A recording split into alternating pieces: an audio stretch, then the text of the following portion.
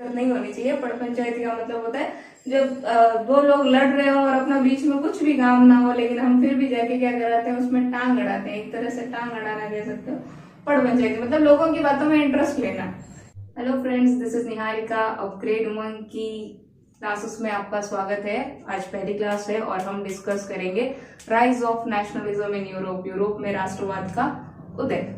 इस क्लास के चलते एसएसटी की पहली क्लास है और इसमें हम हिस्ट्री डिस्कस करेंगे। हिस्ट्री का हम डिस्कस करेंगे फर्स्ट चैप्टर 1, जिसका नाम है rise of nationalism in Europe. इसको हम हिंदी में कहें तो हम कह सकते हैं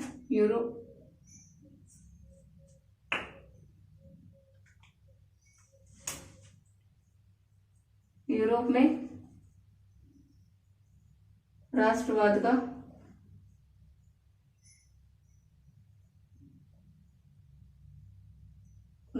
हम क्या कहेंगे, यूरोप में राष्ट्रवाद का उदय, हम कैसे कह सकते हैं, हिंदी में कह सकते हैं। तो इस चैप्टर जो की है उसका शुरुआत होती है। शुरुआत में आपके पहले एक चित्र दे रखा है जो कि फ्रेडरिक सोरियो द्वारा बनाया गया है 1848 में। कब बनाया गया है? 1848। 1848 माने 1848। क्या हो जाएगा? 1848। इस चित्र में क्या है, एक मूर्ति है सामने, मातृ देवी की मूर्ति। 4 पार्ट्स में इस चित्र को डिवाइड किया जा सकता है।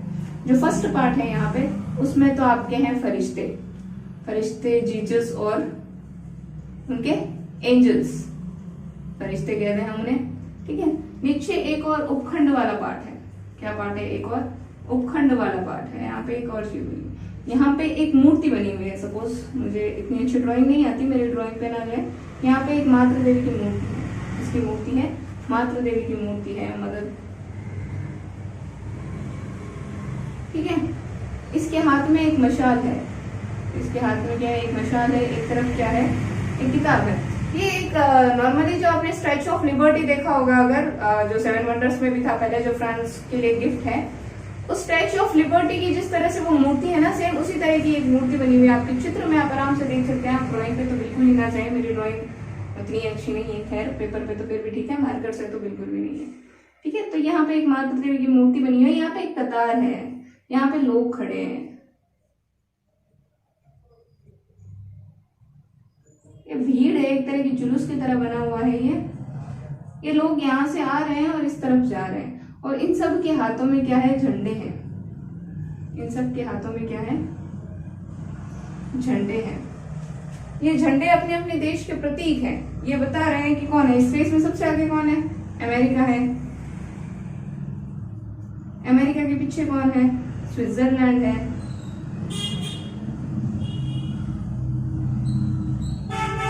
ना। फिर बाद में कौन है? फ्रांस है। मतलब ये लोग किसका संघर्ष दिखा रहे हैं? ये लोग अपने स्वतंत्रता का संघर्ष दिखा रहे हैं। और ये इस मातृ देवी की मूर्ति के सामने क्या कर रहे हैं? शीश झुका रहे हैं कि अगर ये मातृ देवी हमें आशीर्वाद देगी तो हमें क्या मिल जाएगी? स्वतंत्रता मिल जाएगी। इस बात को ये लोग क्या कर रहे हैं? मान रहे हैं, और इस तरह से कतार में आ रहे हैं। ये चित्र बनाया था फ्रेडरिक सोरियो ने। कब बनाया था? 1848 में। वैसे सीबीएसई में ये क्वेश्चन पूछे जाते हैं चित्र रिलेटेड, बाकी आरपीएससी में नहीं पूछे जाते, फिर भी एक तरीके से हम इसको डिस्कस कर सकते हैं। और ये जो है, ये यहाँ पे उपखंड, इसमें क्या है? भग्नावशेष है। किस चीज के भग्नावशेष है? राजाओं के जो मुकुट हैं, जो राजशाही चीजें हैं, उनके क्या है? यहाँ पे भग्नावशेष पड़े हुए हैं। तो ये क्या दिखा रहा है? फॉल ऑफ मोनार्की दिखा रहा है। Fall of monarchy. मोनार्की से क्या अर्थ है? राजशाही। मोनार्की से क्या अर्थ है? राजशाही। तो ये जो उपखंड है, राजा का मुकुट टूटा हुआ पड़ा है, राजा के जो कंधों पे वो ये लगाते हैं वो सारे टूटे हुए पड़े हुए हैं। आप देख सकते हैं अपनी बुक में एकदम क्लियरली आपके फोटो दी हुई है। उसमें जो नीचे है ना, एक पार्ट दिया हुआ है, उसमें गंदगी पड़ी हुई है। उसमें राजा के टूटे हुए मुकुट मिलेंगे आपको, उनकी वो जो छड़ काम मिलते हैं वो वाली टूटी भी मिलेंगी। तो ये सारी चीजें, जो टूटी हुई चीजें हैं, ये क्या दिखा रही है? ये फॉल ऑफ मोनार्की दिखा रही है। राजशाही का क्या दिखा रही है? अंत दिखा रही है। और किसकी शुरुआत दिखा रही है? डेमोक्रेटिक की शुरुआत दिखा रही है, ठीक है ना। और ये जो इस दृश्य को, ये जो दृश्य है टोटल, कि ये लोग आ रहे हैं, मातृ देवी के सामने सर झुका रहे हैं और क्या ले रहे हैं? स्वतंत्रता ले रहे हैं। जो इस तरफ निकल गया वो क्या हो गया? स्वतंत्र हो गया। और ये जो उपखंड है, राजशाही का अंत है, और ये जो क्रांति चल रही है, इस सब को आशीर्वाद ऊपर से कौन दे रहे हैं? फरिश्ते दे रहे हैं। तो ये फर्स्ट पार्ट है, ये दूसरा पार्ट हो गया, ये तीसरा पार्ट हो गया, और ये क्या हो गया? चौथा पार्ट। तो ये 4 चित्रों की एक श्रृंखला कह सकते हैं, जो फ्रेडरिक सोरियो ने बनाई थी। कब बनाई थी? 1848 में बनाई थी, है ना। अब देखते हैं हम फ्रांस की क्रांति। तो ये जो है वो राष्ट्रवादी भावनाओं का उदय दिखा रहा है। क्या दिखा रहा है? राष्ट्रवादी भावनाओं का उदय दिखा रहा है, जो संघर्ष चल रहा है। तो यूरोप में जो सबसे पहले संघर्ष होता है वो कहाँ पे होता है? फ्रांस में होता है। कब होता है? 1789 में। कब होता है? 1789 में। 1789 1799। कहने का अर्थ ये है कि यहाँ पे होता क्या है एक्चुअल में, कि यहाँ पे एक साइड कंट्री है ब्रिटेन। कौन है? ब्रिटेन। यहाँ पे कौन है? अमेरिका।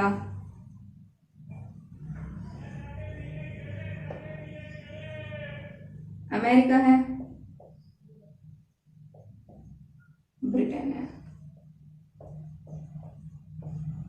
ठीक है, तो अमेरिका और ब्रिटेन के बीच में लड़ाई चल रही है। यूं कह दीजिए कि अमेरिका ने क्रांति कर दी है किसके खिलाफ? ब्रिटेन के खिलाफ। क्योंकि अमेरिका किसका उपनिवेश था? ब्रिटेन का उपनिवेश था। ब्रिटेन का क्या था? आधिपत्य था या शासन था। कहां पर? अमेरिका पर। तो अमेरिका उनके शासन से क्या चाहता था? मुक्ति चाहता था। जैसे भारत क्या चाहता था? ब्रिटेन से मुक्ति चाहता था। तो हमने क्या की? हमने भी क्रांति की। हमने 1857 में क्रांति की। हमने फिर 1915 से हमने लगातार क्या किए? संघर्ष किए। सविनय अवज्ञा आंदोलन किया, दांडी यात्रा की, फिर भारत छोड़ो आंदोलन। ये सारे जो आंदोलन भारत में हुए उसी प्रकार से कहां पे चल रहे हैं?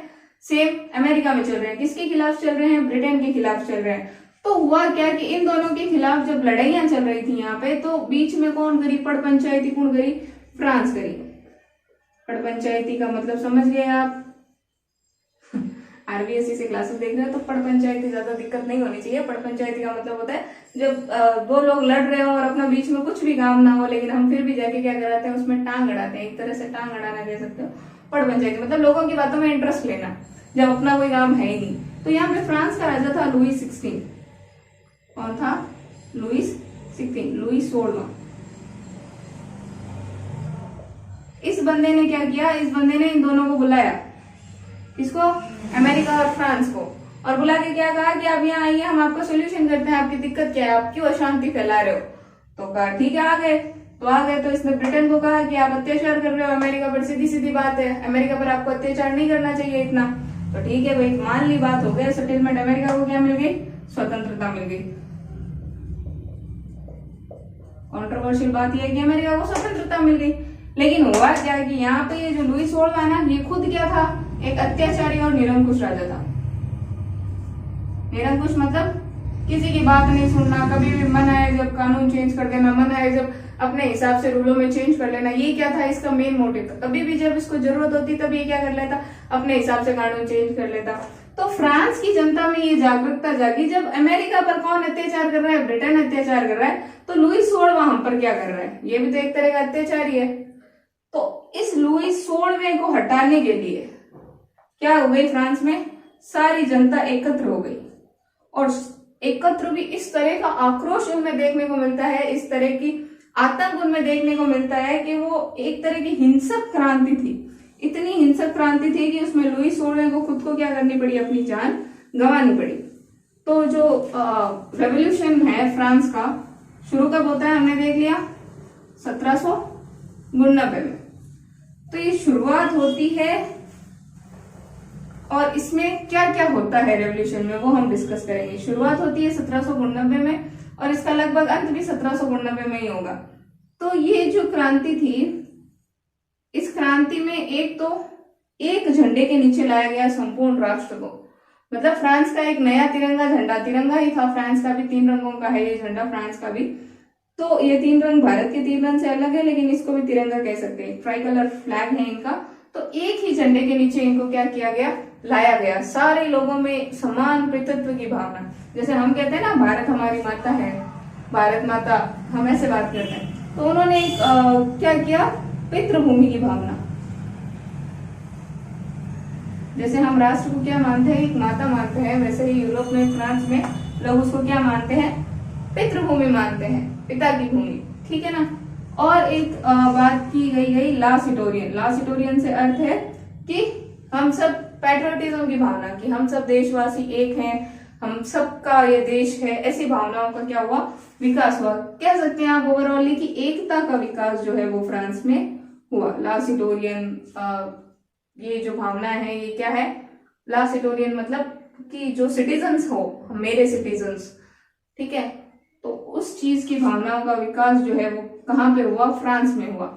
एक झंडा बनाया गया, सबको एकत्रित किया गया, सबकी राष्ट्रभाषा एक फ्रांस को घोषित किया गया। फ्रांस को क्या घोषित किया गया, राष्ट्रभाषा घोषित किया। मानव भाषा का भी एक बहुत बड़ा रोल होता है अपनी लाइफ में कि वो आप सबको संग्रहित करने की शक्ति रखती है। अगर आप सब एक ही भाषा बोलते हो ना, जैसे आप मारवाड़ी बोलना हमारे एक, और एक हिंदी बोलना और एक इंग्लिश बोलना, तो तीनों में बहुत फर्क है। जो कोई भी आपको, आप ब्रिटेन में हो, आपको कोई मारवाड़ी बोलने वाला मिल गया यहाँ, तो आप क्या करो, मतलब एकदम जल्दी से बोल मिल जाते हो, है ना, क्योंकि वो आपकी भाषा से जुड़े हुए लोग हैं। आपको हिंदी बोलने वाला मिलेगा तब भी आप उससे जुड़ मिल जाओ, क्योंकि ये मेरे देश का है, ठीक है। लेकिन अगर वहां पे इंग्लिश बोलने वाले लोग रहते हैं तो हम उनसे कम जुड़ा हुआ महसूस करते हैं, क्योंकि एक तो अपना डायलॉग रहेगा जिम लियो रे, और एक रहेगी खाना खाया आपने।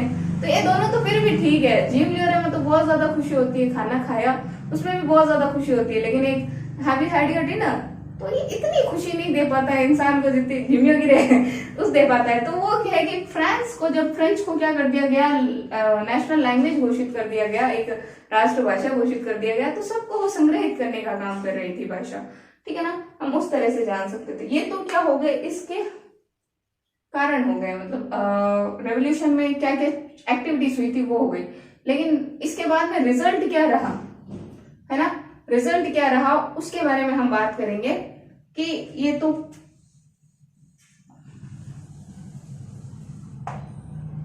रिजल्ट्स क्या रहे, परिणाम क्या रहे फ्रेंच की क्रांति के। परिणाम ये हुए कि एक तो जो राजा था, निरंकुश राजा लुईस 16, क्या नाम है उसका, लुईस 16, इसको तो क्या कर लिया गया, बंदी बना लिया गया। इसको और इसके पूरे परिवार को क्या कर दिया गया, बंदी बना दिया गया। नेक्स्ट क्या हुआ, बुर्बो राजवंश,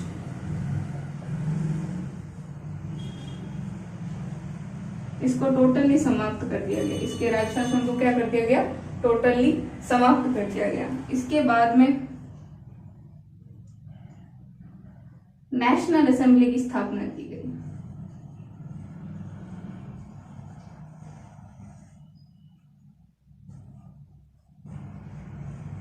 इंपोर्ट एक्सपोर्ट जो टैक्स होते हैं उनको हटा दिया गया, मतलब सेम कर दिया गया, सिविलाइजेशन कर दिया गया उनका, कि आप अगर यहाँ से ये चीज ले जा रहे हो तब भी आपको उतना ही टैक्स देना है, और जब लेके आ रहे हो तब भी, मतलब एक फिक्स्ड टैक्स प्रणाली थी। पहले क्या था, जब राजशाही थी तब अलग अलग टैक्स प्रणालियां थी, किसी के लिए अलग है, किसी के लिए अलग है, निम्न वर्ग के लिए अलग है, उच्च वर्ग, सबको समान कर दिया गया। फ्यूडल सिस्टम का अंत कर दिया। फ्यूडल सिस्टम समझते हैं आप लोग, फ्यूडल सिस्टम यानी हम कह सकते हैं सामंतवाद का अंत कर दिया गया। किसका अंत कर दिया गया, सामंतवाद का अंत कर दिया गया।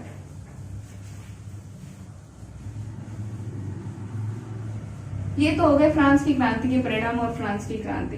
फ्रांस की क्रांति के बाद क्या हुआ कि सबको डेमोक्रेटिक की स्थापना की गई, एक नया कॉन्स्टिट्यूशन भी बनाया गया फ्रांस में, और उस कॉन्स्टिट्यूशन के चलते क्या किया गया कि सबको वोट देने का अधिकार नहीं दिया गया फ्रांस में। और यूरोप में भी हम देखते हैं कि महिलाओं ने और बाकी कुलीन वर्ग ने बहुत ज्यादा स्ट्रगल किया, किसके लिए, राइट टू वोट के लिए, जबकि भारत में ये सबसे पहले दिया गया और सबको समान रूप से दिया गया, राइट टू वोट।